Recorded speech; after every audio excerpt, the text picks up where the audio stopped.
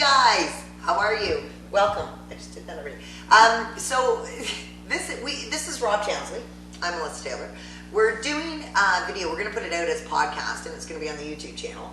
And the reason we're doing it, we did videos on wealth building and first-time home buyers, right? For the groups that I have on my Facebook page and for Rob's page on Facebook as well. But we found that there needed to be more information. Everyone still had more questions. So we're going to do this weekly. Did I do the TNT thing? TNT. Oh! I'm waiting for the explosion. Okay, Come ready? on. So it's called, we're calling it TNT. There you go. Okay. Clearly we're not editing these, so bear with us. But we're going to do these monthly. You'll probably get them out every Tuesday. It's not Tuesday today, but we've got some breaking news that we want to share with you. So, Rob, what's the breaking news?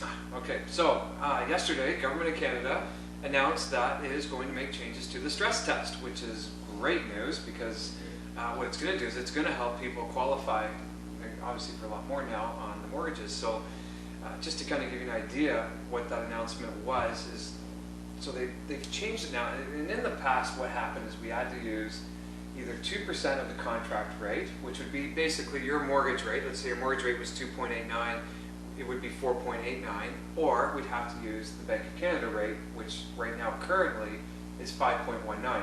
And over the last couple of years, the Bank of Canada rate has really just sort of taken over. The stress test is really never applied, so we've always had to use the stress test rate. Because it's always the greater of the two, right? Yeah, it's always the greater of the two, and it's always managed to be the greater of the two. And one of the reasons why is because the banks don't want that Bank of Canada rate to go down, we control it, because that's what they base their mortgage penalties on for the greater part. So, you know, it's definitely not to their advantage, and it's been a very unfair advantage, and it kind of takes away from the whole point of the guidelines that were introduced by the government 4 years ago of putting this stress test in place, so you know, to make the market a little bit safer, so 5 years down the road you don't have a problem qualifying, you know, to basically keep the payments in line. You know, the problem with what's happened, instead of being 2%, it's almost become 2.5%, which has been a really big deal. So now they want to bring that fairness back into the market. It's going to come back down to 2%, which is great. It's great news for, like I said, buyers and sellers right across the board. And that's going to start April 6th. So.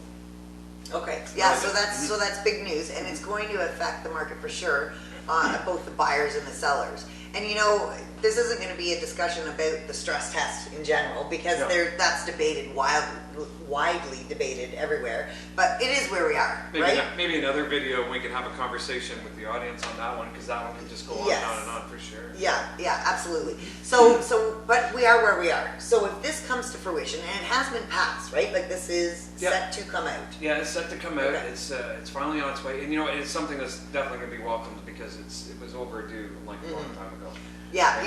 People have been asking for it for a long time. And we were waiting for this announcement next week, so they actually came out with it earlier. We weren't expecting it last night to come out, which is great. So hence why we're doing this today. Which is why we're doing it today. Yeah, for sure.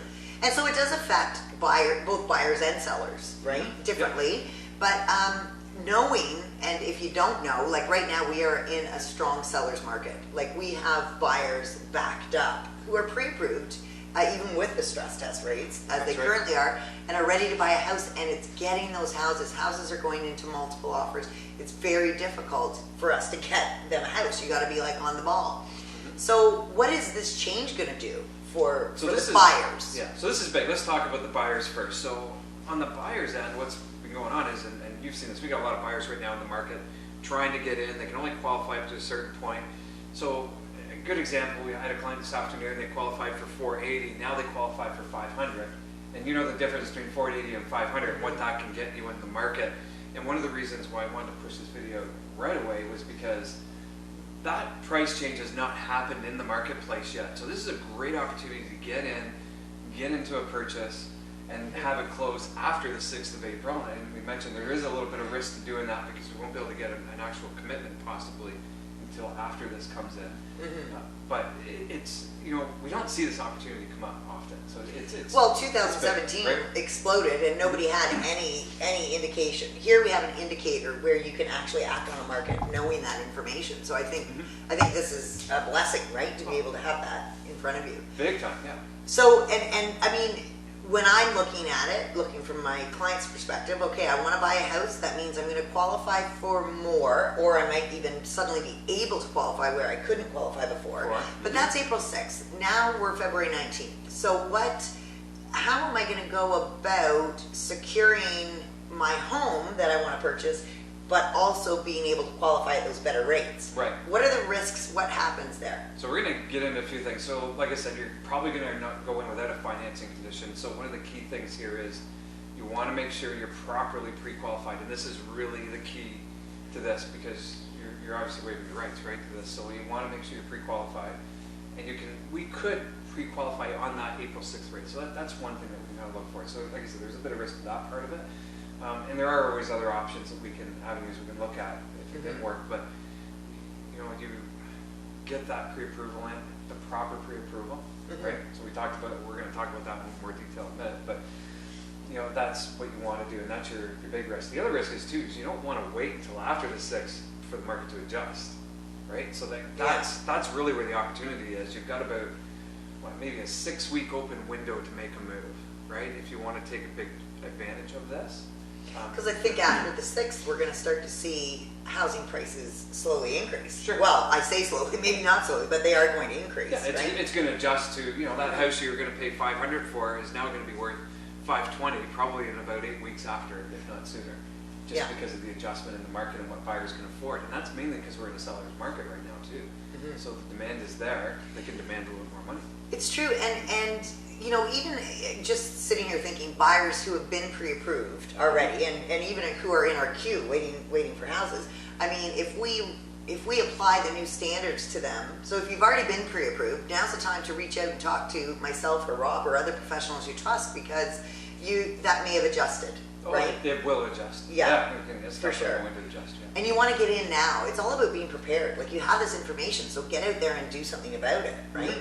So that's good. And we did talk a little bit before just about pre-approval and commitment. And this is one risk I think they need to understand, which is when you go to get a pre-approval, and you were talking to me about this, the pre-approval is basically a mirror to myself. So it shows me as the buyer what I can afford, so what price point I should be looking after. But it doesn't give me any guarantees as to financing.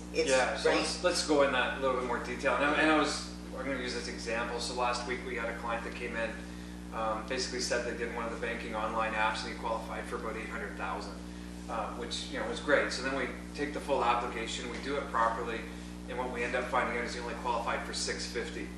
And what we started to realize was that bank application didn't actually take the stress test into account.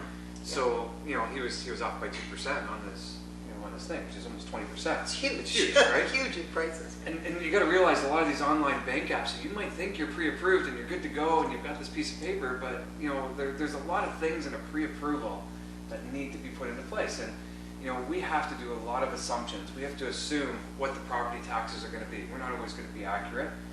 We have to assume if there's going to be condo fees, is there going to be a maintenance fee? Is the property going to be feasible for the lender? So there's a lot of things in that assumption that we have to take account for. And there's also, on your side, like if you're putting it in, do you know how to put your actual income in properly? It's great if you're a salaried income and you make X amount. But what if you have salaried income plus bonus? What if you're commission? What if you're hourly? Tips. There's a lot of things in there. The child tax benefit we can now utilize with some conditions and certain percentages, right? Rental income. So there's a lot of things that, if you're trying to do this online without talking to somebody professionally, it is not going to work, right? Or you're not going to have the right number in there, right? So that's the problem with the pre-approval. So, talk to a professional. Remember, the pre-approval at the end of the day is based on assumptions. It's based on a list of the conditions that you're going to have to provide. And if you can't provide it, then we're going to have an issue, right? So those are things you want to look at. And you really want to be honest in that process, because absolutely. it doesn't fare you well to not include everything, and you don't know if you've included everything if you don't meet. And listen, I'll say this now. Market has changed. It's not just the market, but also the way that we do business. 10 years ago, I'm not going to tell you about the things that could have been done. But now, they can verify your T4s, they can verify your notice of assessments, we can verify your income, and this is coming from CRA, so it's not just somebody making a quick call, so you have somebody on the other end saying, yeah, that's what he makes. It's not like that anymore. Right. You know, like Yeah. if you're an hourly employee and you say you're guaranteed 40 hours a week, you better be guaranteed 40 hours a week. It needs to show on your pay stub. It needs to show on your bank statements. So it's not something you can just, state and then think the lender's going to accept, right? And the challenge I think that buyers are going to have to understand as a risk. I mean, you certainly want to make it a measured risk if possible. But this pre-approval basically isn't much else but an information for you on where you should be looking, what price range you should be looking. It's a guideline. This is Guideline. I can afford between 550 and 600. Go out and buy. And that commitment, that letter of commitment from the bank for lending won't happen until you've purchased the house, meaning you've got a house, you've got an offer on it, and it's firmed up, right? And That's then right. you have, and I can anticipate there's going to be more conditions, attached to these letters of commitment. Sure. That they have to maintain. So it is a bit of a risk because people, if they're looking now and they want to purchase then, they may have to go in, if they've been pre-approved and they have a pretty good guideline of where they want to go, Yep. then you may have to waive that condition of finance and then hope to go in. But you can tell, I'm asking you, I guess, can you tell how close they are? Like, so if they do this, Absolutely. if they commit and they say, and then something happens and they can't get with that lender, what do they do now? Like, so many people are afraid of committing to a house they can't afford. Yeah, so well, let's face it, the vast majority of the time, like every once in a while we get hiccup because things can change. You never know, a lender might change their guidelines, right, that we can't step into all of a sudden. But for the most part, we can pre-approve somebody and we know exactly whether they're going to get approved, not get approved. We can work out the ratios. It really just comes down to, our biggest challenge as a mortgage agent is usually income, where somebody will say they make 55, but it's actually only 53. And a lot of people Which might not matters, think, yeah. And a lot of people, it's only $2,000 off a year, but that $2,000 off a year could be the difference between 510 and 500. Like it's that much. And same thing with property taxes. And I've had this come across my desk about a week ago where I was told the property taxes were $2,400, and then I finally actually get the statement it was $27. And then we had to juggle to try to qualify the person because that $300 a year is that much of a difference in his ratios that he all of a sudden now he was over. So it's those numbers need to be accurate, and again, they're going to get verified. So don't think that if I can round up or round down or whatever, it's going to work. We do run It into won't. that a lot, Yeah. right? It's got to be correct, right? If it's not accurate, then we could always run into the problem unless you've got a lot of playroom. And if that's the case, we wouldn't be having this discussion about what's coming up on the 6th of April. So. But the point is with the buyers, I think, we'll wrap up and go to the sellers, but with the buyers, like, now's the time to get out there. You have like this window of opportunity because once that April 6th comes, the housing prices are going to increase, right? That's correct. So, well, that's what we perceive. I guess we're not all seeing, but that's what we perceive. So now's the time to get out. So start the conversation. At least find out what you're pre-approved for now under these. You should be curious enough to want to know that. If you're even thinking of buying a house, you should want to know that, right? Absolutely, yeah. So get out there and get the right advice first before you start looking and pick and find it, right? So what about the seller side? So that's the buyer side. And let me tell you before you even get a chance to answer, if you are even thinking of selling your house, please contact me. Or contact another agent if you already have a trusted agent that you work with, because we need houses. Yeah, this is just a nuts market right now. It kind of reminds me of 2017 where everybody's going in, 3, 4, 5 offers going in on one property. Prices are already going over asking. It's nobody wants to work in this market for sure. Like unless you're the seller. Yeah. And keep in mind, like this is February, so February is typically a dead month. Like we're not normally in this kind of scenario. So, what are people doing? So a lot of them are probably holding off, and they're going to wait to get their houses listed. You're going to see a big influx of homes hit the market late March, April, May, and you've probably missed out on the opportunity as a seller. You know that's coming. Absolutely. You see it more times than you can imagine. So if you're sitting there and you're like, no, I'm just going to paint my house and I'm going to put up in 2 weeks, don't bother painting your house. People are going to buy it. I get and they're that going to paint it their own lot. color. So Yeah, you know what I mean? and that doesn't want to. I get that a lot. And holy cow, if you are thinking of doing any improvements to your house, I encourage you to talk to myself or your trusted realtor, because I'm telling you, people want, they look through a different set of glasses, right? Oh, big time. They want to put the money into where they think it will work. And quite often, I mean, people don't want to pay for your renovation. Like, they really don't. They want the house to make it theirs. That's what I find 9 times out of 10. Yeah, how many people have renovated a house and then have somebody come in, rip out the renovation and make it their own? I've seen people do it with brand new. Yeah, like brand new stuff, and it just gets ripped out. And they get heartbroken, you know? And if you're a seller right now, like, there are tons of buyers out there. It's a very competitive market for the buyers. It's a very good market for the sellers. So don't wait. And I always tell the sellers, because I do get sellers who are like, I want to wait, exactly like you said. But what happens is, don't forget that you are in charge. Like, at the end of the day, nobody can steal that house from underneath you. You put that house, if we want to call it test the market, then test the market. But because I'm confident that you're going to be happy with it. So that's the first thing, is don't delay. Because again, we saw it in 2017, right? Where people delayed, and we keep saying 2017, and I really don't want to give the impression that we're saying it's going to be back to that. We're not, but it's just a similar trend, you know, of buyer versus seller sort of thing that we're talking about. But so anytime the government interferes with the mortgage rules and the housing rules and the real estate market, you're always going to see some sort of a blip in the market. And then this is a good example of one that's probably about to come out, because April 6th is going to cause that blimp, where we're going to see price increases. We're probably going to see an influx of buyers hit the market now because of it. And you know what? Unfortunately, I'd say, but you need to be a part of it to take advantage of it. And the ones who sit back and wait, like I said, they're going to probably pay at a higher price, and it will adjust. And if you're a seller, you're in that advantage too right now. It's a great opportunity for anyone who wants to downsize or go into another market that's maybe not as fresh as ours. Like, this is a fantastic opportunity for you, but it's a window, it's not a door. So that's right there. It's a window for sure. It's a window and it's not a door. And you know, you can't. Well, okay, you are far less likely to sell wrong because you have control of that situation, right? But there are a lot of ways you can buy wrong, and that's why you definitely want to be guided, you know, by somebody. Because if you buy wrong, you will live under that rock for a long time. I mean, we saw people lose everything. Buying wrong. I remember when I started in the business back in the early 90s, how many people were still upside down 10 years later in their mortgage, where the mortgage was more than the house itself, right? And that's not a feeling you want to be into. We did see a bit of that in 2017, not to the same extent, but it was there. Yeah. So we've got about 5 minutes left, but what I just want to talk to too, just going back to the buyers for 1 sec, in reference to down payment. One of the things, because when we calculate, or they're even looking and calculating, they're trying to think, you know, what percent do I have to have down? Do I have enough money to get into the market? There's other ways that you can get in the market besides having it in your back pocket.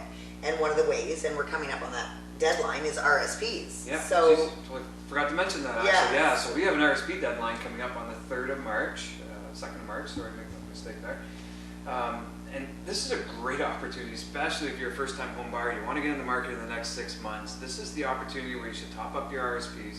Definitely talk to a financial planner before making that move. Make sure you don't over-contribute. But there is a program out there for first-time home buyers where you can utilize up to $35,000 of your own money in the RSP to use towards the purchase of a home. And you can get a pretty substantial tax break by utilizing that contribution and increasing your down payment. And I've seen this time and time again, where people have had money sitting in the tax-free savings account. We shuffle it over to the RSP.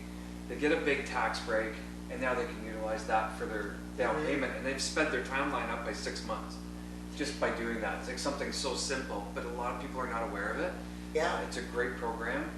You know, reach out if you have questions. We're here to answer questions on that. And I think the biggest thing is, you don't have to have the money. Oh, you do have to have it in for 60 days, though, right? 90 days. Yeah. So, excuse me, if you don't have it in, you definitely want to get it in. Yeah, and you want to get it in for the deadline. So it's a busy time of year for us right now because we've got less than 2 weeks, and a lot of people are jumping on that opportunity. Yeah, and note, like, I mean, this is something that I know hardly anyone really realizes, but we think first-time home buyer as if this is your first home.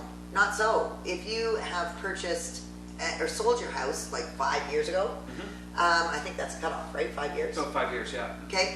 And you've been renting since then, you could, and you've paid back your RSP contribution if you used it, you are considered a first-time home buyer again. So you can still take advantage of these opportunities, but you don't know that. And we don't expect you to know that. Like, you know, you don't have to know everything. Yeah. Heck, I ask questions all the time, right? To make sure that I've got the right information.